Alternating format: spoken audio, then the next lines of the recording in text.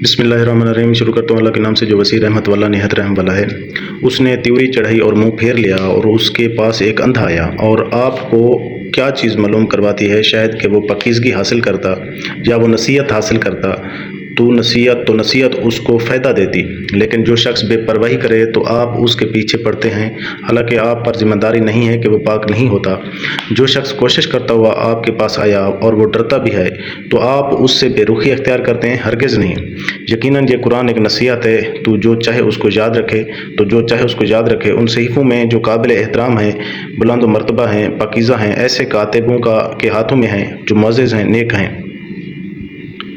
अल्लाह की मारो इंसान पर किस कदर वो नाशुक्र है। अल्लाह ताला ने उसे किस चीज़ से पैदा किया, उसे एक नुतफ़े से पैदा किया, बस उसकी तकदीर मुकर्रर की, फिर उसने उसके लिए रास्ता आसान कर दिया, फिर उसे मौत दी, फिर उसे कब्र में रखवाया, फिर जब वो चाहेगा उसे दोबारा ज़िंदा करेगा। हरगिज़ नहीं, उसने अभी वो पूरा नहीं किया जिसका अल्लाह ताला ने उसे हुक्म दिया।